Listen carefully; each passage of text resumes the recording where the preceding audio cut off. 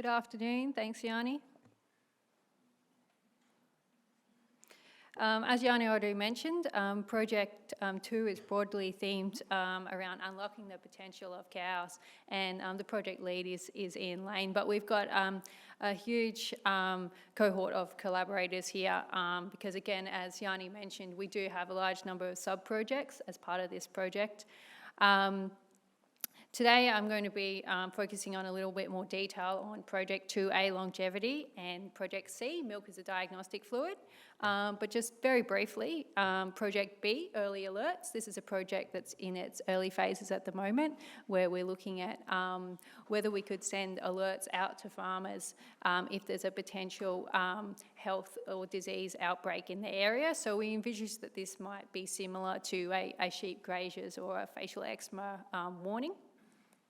Project D, heat stress in intensive herds. This is where we're collecting weather, feed, reproduction, production data, and looking at associations with heat stress and ways that we can mitigate it, particularly with looking at diet aspects.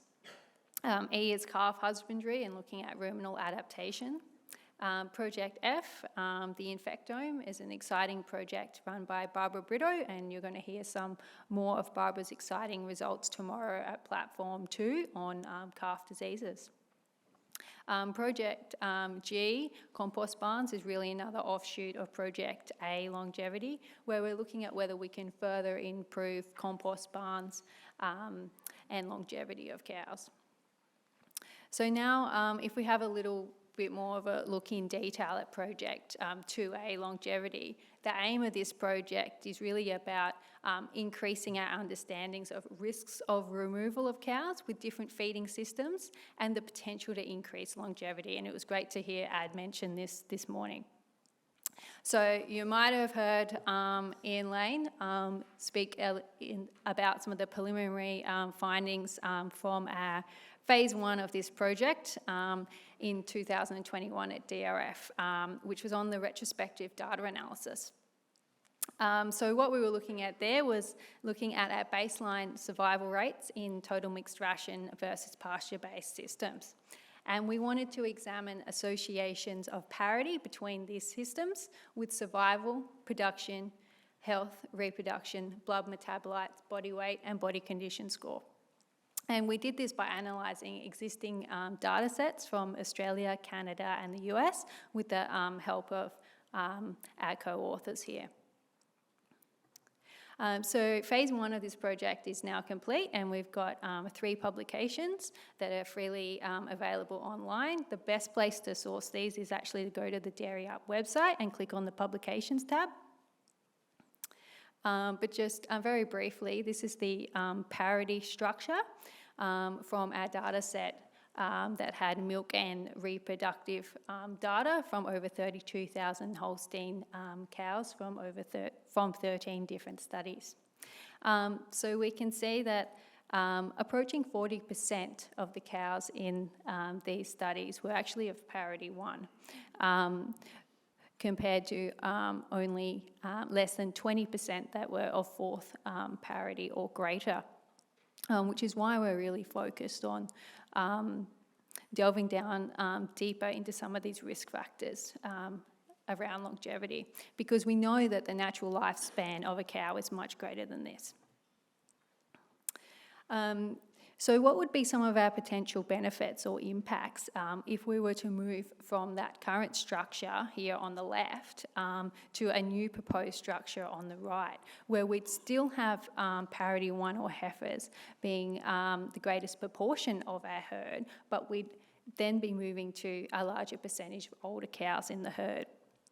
Well, we should be producing greater than 16% more milk with this new structure. We should then have 8% more crossbred calves or purebred calves to sell.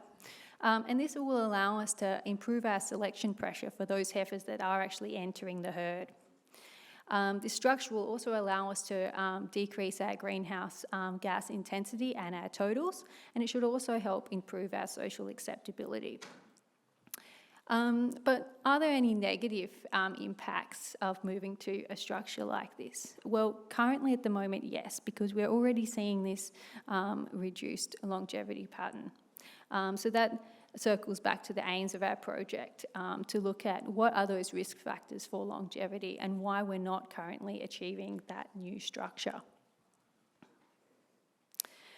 So when we looked at our milk yield at 70 days in milk centred by treatment group and relative predicted odds of pregnancy in a lactation, we saw that the probability of pregnancy in a lactation was different depending on each parity. So you can see there's a big divide between each of the parity lines here. And we found it was the heifers, or the first lactation cows, that had the greatest probability of getting pregnant over the lactation, whereas our oldest cows had the lowest probability. So as I mentioned before, it's these older lactation cows that are producing more milk than the heifers, which is a great reason to have them stick around in the herd.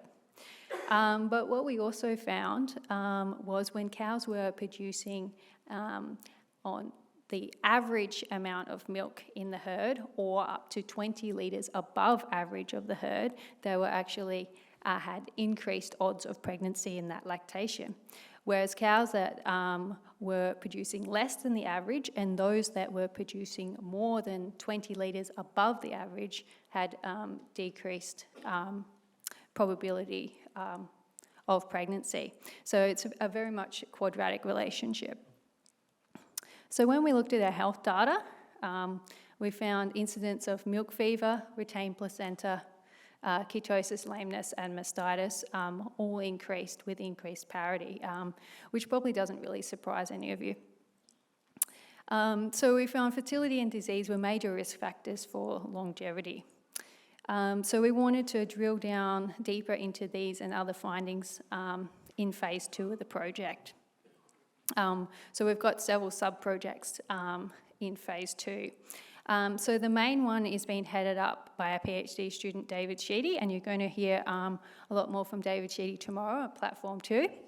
And we've also got other members of the team involved as well. So the focus of phase 2 is a large prospective study on epidemiological and metabolomic markers to identify cows at risk of early loss from the herd.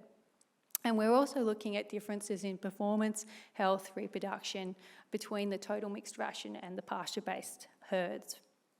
So to help us facilitate analysing this data, we've, with the help of DataGene, put together a database to collect data from 18 pasture-based herds and 15 intensive herds. So the data that's going into our database is basic cow demographic data, so that's things like cow ID, parity, parentage. We've got production, management and feed data, so that also includes Martin satellite data. Survival, reproduction, health and weather data are also going into the database.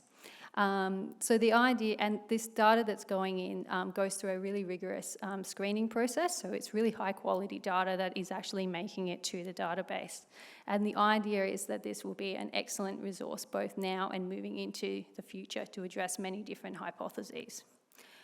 So we've currently got about 16 months worth of data from some herds in the database. So we're now at a point now where we can start analysing data. So if there's any dairy up farmers out there that would like a particular question answered about their herd, please get in touch. And similarly, if there's any researchers out there that would like access to this database, please let us know. Another part of phase 2 of this project is breeding heifers earlier. So this project is run by Andrew Lane. So Andrew started a PhD with us in June this year, and unfortunately he couldn't join the symposium this year. But the aim of his project is to investigate whether there's a benefit but no detrimental effects on health, production and health, production and reproduction from breeding heifers of adequate size and sexual maturity earlier than is normal in Australia. So normal being from 15 months onwards. So Andrew's targeting mating heifers at 12 compared to 15 months, but there is a bit of a window around that. And his target body weight for mating is 350 kgs for Holsteins. And around mating, he aims to collect a body weight, a blood sample, and scan the repro tract. And he's going to be looking at a whole raft of data on those heifers as they move into the herd as well. So if there's anyone that would like to be involved in this study, particular pasture-based herds, we'd love to have you on board. So please contact Andrew. Sort of changing tact now, we'll look at milk as a diagnostic tool. So the aim of this project is to provide farms with easy access to a suite of meaningful diagnostic results from their bulk tank milk and also their herd recording results. And we had a great team of people involved in this project. So to give you a bit more of a background as to why we undertook this project and its importance, you'll all know that our dairy industry has changed a lot over the last 40 years, from the 1980s through to 2020. So back in the 1980s, we had just under 22,000 farms, and now we're sitting around 5,000. It's probably a bit less than that now. So that's a 77% reduction over those 40 years. And back in the 1980s, we were producing almost 5.5 million litres a year from 1.9 million cows, whereas now we're producing 8.8 million litres from only 1.4 million cows. And our farms now have asset values in the 10 to 100 plus million dollars. So we really have seen a big change in our industry during that time. So what that means for our farm management teams is that they've got a lot less time to engage with the individual cow. And this individual cow, she's now a much lower proportion of the whole enterprise value. But we know that herd health and productivity continue to be very critical to these enterprises, and farmers are still committed to the stewardship of their cattle. So this has created a challenge for the veterinary profession of how they can cost effectively provide services that identify, monitor and mitigate risks of health and productivity. So these services, they need to make sure that they do deliver better outcomes and that they are labour efficient. So to address this issue, stage one of this project was a literature review, and the objective was to examine the potential of milk to identify risks to health, production and reproduction at the individual cow and that herd level. So our key focus areas were around dietary imbalance, bacterial disease, viral infection and parasitic infection. And we have a series of 3 invited papers, invited reviews and an editorial that have now been published. And again, you can find these on the Dairy Up website. In terms of bulk milk tests, these are the tests that we found that could be of value to farmers. And overall, we found that these were a vastly underutilised resource, and there's a lot of considerable potential there to increase their availability and the adoption of these in an integrated way. Whereas at the individual cow level, these are the tests that we identified as being cost effective and of value, and there is some overlap with the bulk tank measures in some cases. And again, these assays, they're really likely to be cost-effective, rapid means of monitoring herds. And we can integrate this data into our stats monitoring programs, and we can do this in an automated way. So this will be some really powerful information for our veterinary services to assist our farms. Stage 2 of this project is a roundtable with our milk manufacturers, New South Wales DPI and Dairy Express, and hopefully a few other herd recording agencies as well, to look at how we can package these tests together to deliver them to farms. Stage 3 is looking at exploring potential external funding to conduct longitudinal monitoring of infectious diseases for bulk milk tank. We've got a raft of people that have been contributors to these projects. Apologies if I forgot anybody. Do we have any questions from the floor?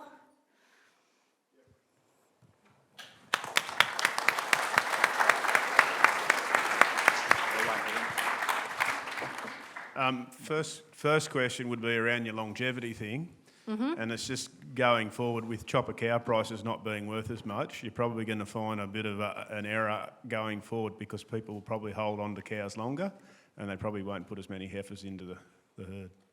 That's just a comment. Yeah, no, totally agree, and we can see that in other markets overseas as well, and that will always fluctuate throughout time. Yeah, because $2,000 versus 900 is a bit of difference. It's a huge difference, and it makes, a big influence. Yes, Phil. Thanks, Helen. Phil Ryan from Bega. Just had a question on the age of your data sets in those cow ages and in the influence of the increased selection focus on breeding values for fertility and health traits that I would suggest be driving some of that change in heifers and younger cows over the older cows in their fertility and otherwise longevity in the herd, and whether that is a factor that you're considering in the research. Yeah, that's a popular point around genetic selection.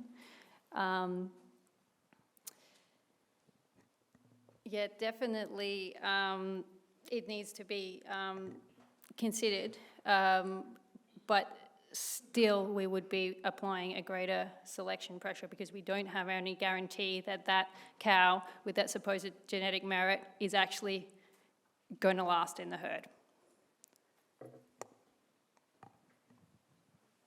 Any other questions?